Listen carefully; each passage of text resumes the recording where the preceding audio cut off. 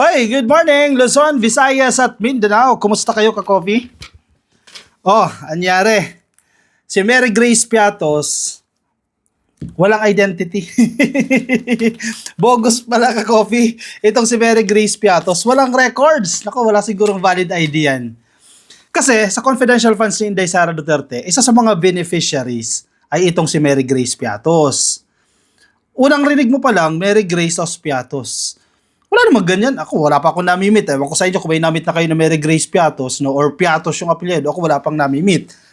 So, dahil questionable yan, at yung questionable din, yung marami pang resibo ni Sara Duterte sa kanyang confidential funds, inimbestigahan ngayon yan. Di ba yung iba, mga chicheria din yung pangalan. Itong si Mary Grace Piatos, yan, verified na ka-coffee. Ang Philippine Statistics Authority o PSA. Nako, yung kuhaan natin ng birth certificate, kuhaan natin ng SENOMAR, at kung ano-ano pang dokumento sa kanya natin kinukuha, nagsalita na sila. Nag-issue sila ng certification at hindi nag-i-exist yang si Mary Grace Piatos. Anong ibig sabihin yan? Sa madaling sabi, dinoktor yung acknowledgement receipts na yan. Kung nabigyan yan, let's say naka 200,000 niya si Mary Grace Piatos, hindi talaga tao na nag-exist yan si Mary Grace Piatos. Doon sa acknowledgement receipt, peke lang yung pirma na yan, saan napunta yung pera? Aba, di ba si Inday yan? Kay Sara yan? Wow, nag-enjoy kayo sa pera. Pinagati-hatian nyo na yan. Paano ngayon yan? Kung inyong matatandaan, sinabi ni Sara Duterte, hindi dumadaan sa kanya yung mga dokumento na yan. Yung mga acknowledgement receipts na yan. Ano to? Hugas kamay na yan. Regardless kung hindi dumaan sa yan o hindi, ikaw pa rin yan ang responsable. Dahil chain of command yan. Command responsibility yan. Yung mga tao mo, kung palyado yan, kasalanan mo yan, tao mo yan eh. Sana kumuha ka ng hindi palyado. Kung totoong dinoktor yan, sinong nakinabang? Yung mga tao mo o baka siya? Di ba? O baka dyan hinuhugot yung mga sobre na ibinibigay sa Department of Education officials. Hindi siya pwede maghugas dyan na hindi niya alam yan. Na hindi dumaan sa kanya yung mga papeles dahil hindi naman daw lahat ng papeles sa Department of Education at sa OVP dumadaan sa kanya. Regardless, sa'yo yan, responsibilidad mo yan. Ikaw ang head of agency eh. Pananagutan niya yan. Basahin natin itong certification na ito na in-issue ng Philippine Statistics Authority. Wala kayong kalusot dyan. This is to certify that as per verification made from the Philippine Statistics Authority or PSA Civil Registry System o itong CRS. Ang maganda ngayon, may magandang database itong PSA so mabilis sila ma-identify kung totoong nag-exist yan. On the Certificate of Live Birth o COLB, Certificate of Marriage o COM, and Certificate of Death o COD. Chinek nila, may record ba ng kapanganakan yan? May record ba ng kasal yan? May record ba ng pagkamatay yan? Kasi nire-register nila yan eh. Pagkapanganak mo, pag kinasal ka, o kung single ka, kung hindi ka pa kinakasal, makakuha ka ng SENOMAR. At kung namatay ka, may record din dyan. Base po sa kanilang verification, lumalabas na negative ka-coffee ang kanilang records pertaining to Mary Grace Piatos. Based on the information provided, yielded the following results. Sige. Pagdating po sa certificate of live birth, negative record of birth in the PSA CRS system. O baka yan, hindi pinanganak.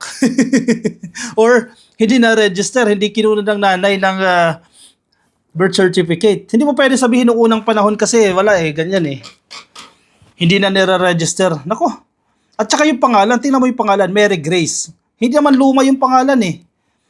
Bago-bago yung pangalan na yan. Buti kong pangalan yan, Luz Biminda, yung mga ganyan, Coronacion, mga ganang pangalan. Ano pa ba yung mga pangalan na luma dyan?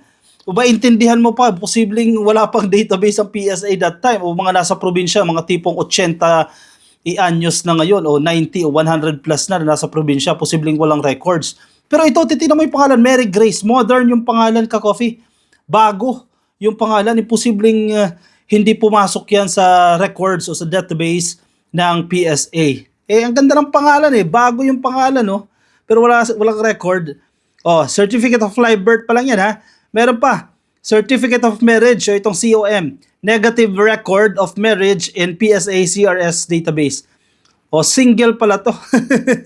Single pala yan. Itong si Mary Grace Piatos. Ang tanong kung nag-i-exist siya. Ganon din po sa Certificate of Death o COD, Negative Record of Death in the PSA CRS Database. Wala talagang record kahit saan. Anong ibig sabihin yan? Ang understanding natin dyan, hindi ko alam ordinaryong tao tayo, pero ang understanding natin dyan, hindi talaga nag-e-exist yung Mary Grace Piatos na yan. Dinoktor talaga yan. Winaldas ang pera, hindi nakarating sa tamang paroroonan. However, if additional information such as the name of parents of the subject, date and place of the vital event can be provided, we can search further and be able to ascertain whether the civil registry document is available in the database. Good luck kung makakakuha ka ng ganyang impormasyon. Di ba? Hindi ka nag-exist yung tao, paano ka makakakuha?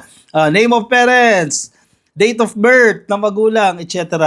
Ito dapat imbestigahan ng Senado Imbestigahan ng Senado, imbestigahan ng House of Representatives. Alam mo kung bakit, ka-coffee? Confidential funds Kailangan ng regulation dyan. Kailangan ma-regulate yung confidential funds na yan at yung acknowledgement receipts. Kasi siguro sa acknowledgement receipts, hindi ka man lang hiningian ng ID.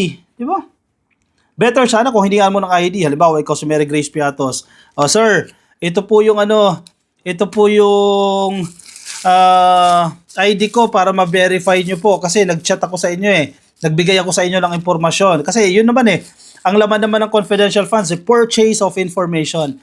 So ikaw man lang, kung ikaw yung agent na magpa-process doon sa release ng pabuya niya o ng reward niya, totoo bang ikaw to? Patingin ka ng ID mo.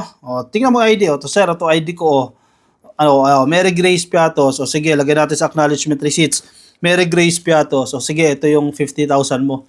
Ang problema, wala At magtataka ka doon sa sa acknowledgement receipts. Yung mga eng-eng, pinagtawanan pa nila, pati daw kasi yung ink sinisilip.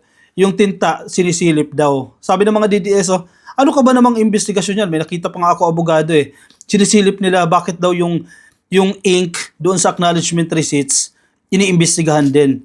Kung di ba naman kayo eng-eng?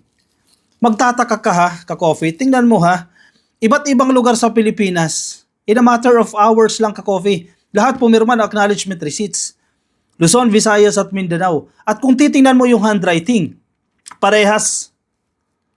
In short, or pwede mong i-conclude, wala namang absolute dyan pwede mong i-conclude, bakit yung pirma dyan sa Luzon, yung pirma sa Visayas at sa Mindanao, pare-parehas ng handwriting. Pare-parehas ng tinta ng ballpen. Ma-identify mo naman yan kung anong klase ng ballpen ang ginamit Gumamit ba yan ng Panda, gumamit ba yan ng Parker, o fountain pen, o kung ano. Kasi makikita mo sa kapal ng sulat. Hindi mo pwedeng i-disregard yan kasi tinatawanan nila bakit daw pati yung ink iniimbestigahan. Ganyan talaga sa pag-iimbestiga. Yung simpleng maliliit na bagay, may ma-identify ka, may ma-determine ka kung titingnan mo yung maliliit na bagay na yan. Kung i-imbestigahan yan ng Senado, i-imbestigahan yan ng House of Representatives, baka in aid of legislation, di ba? Yan naman ang purpose ng investigasyon Baka dapat higpitan natin yung pag-handle ng confidential funds. Actually, maraming form ng corruption dyan Not pertaining solely dito sa kaso ni Inday Sara Duterte. Yung iba pa ka-coffee, yung iba pang mga may confidential funds at hindi kasama at hindi exempted dyan ang Office of the President. Not necessarily this administration of PBBM and the previous administrations ka-coffee. Nangyayari yan. So, dapat i-regulate yan kahit simpleng ID nga lang. Isa pa. Safe house. Diyan, may idea tayo dyan. Mabilis yan Safe house. Rental of safe house. Mahal ang safe house 50,000 a month. Yung iba, 100,000 a month. Sa acknowledgement receipts, hindi mo naman lalagyan kung saan yung address niyan kasi hindi na siya safe, di ba? Pag na-identify mo na yung address, malalaman na lang yan kung sino yung nag-audit ito yung safe house. In short, hindi nila ma-verify yan kung totoong nag-i-exist yung safe house na yan. Trust and confidence lang yan, ka-coffee. Kung hindi tapat yung nag-handle doon sa pondo, simot yung pondo na yan. Kung hindi siya tapat, o dapat i-regulate yan ng mga mambabatas natin. Baka may paraan pa para ma-address yan. Kasi inabuso Inabuso to ng opisina ni Sara Duterte eh. Tapos ang kapal na mukha, ang hihingi pa ng mas malaking confidential funds, mas malaking budget. Oh, 2 billion yung hiningi. Buti na lang, hindi na-aprobahan yan. 700 plus lang. Ito pong certification na ito, ibinigay po nitong 25th day of November 2024 to District Representative Joel R. Chua, Chairperson of the Committee on Good Government and Public Accountability relative to an investigation being conducted by your committee. Signed by Claire Dennis Mapa, Undersecretary, ang National Statistician and Civil Registrar General. Paano nyo lulusutan yan? Sige, mga DDS, ipagtanggol nyo pa yung si Mary Grace Piatos na yan. Ano nangyayari dyan? Kasobrahan naman yan. Mukhang makapal-kapal naman ng konti ang galawan ninyo dyan. Hindi lang yan ha. Kung ako si HOR, paimbestigahan ko pa lahat ng acknowledgement receipt dyan kasi may mga pangalan pa dyan ng chicheria eh. Hanapin yan, ang dami yung mga pangalan ng chicheria. I-verify nila sa PSA kung nag-exist yung mga tao na yan. I doubt. I am certain, hindi nag-exist yung mga tao na yan. Meron man dyan, mangilan-ngilan lang. Pero karamihan dyan, hindi nag-exist yan. Sana isa-isahin yan, ka-coffee, para matukoy yung mga tao na yan. O siya, anong komento nyo, ka-coffee? Comment ang inyong opinion, reaction dyan sa ating comment section para mabasa po yan ng iba natin mga ka-coffee. Mga nasa Facebook, pasuyo na lang ka-coffee. Baka di pa po kayo naka-like and follow sa ating Facebook page, pasuyo na lang ka-coffee dyan sa taas, like and follow. Yung mga nasa YouTube, click lang po na subscribe dyan po sa baba at hit nyo na rin yung notification icon para kayo po updated sa ating mga bagong upload. O siya, kaya magpapaalam muna sa inyo. Maraming salamat sa mga sumama. Ingat po kayo, nasaan man po kayong panig ng daigdig at ang kapitayon. Paalam ka-coffee, bye-bye.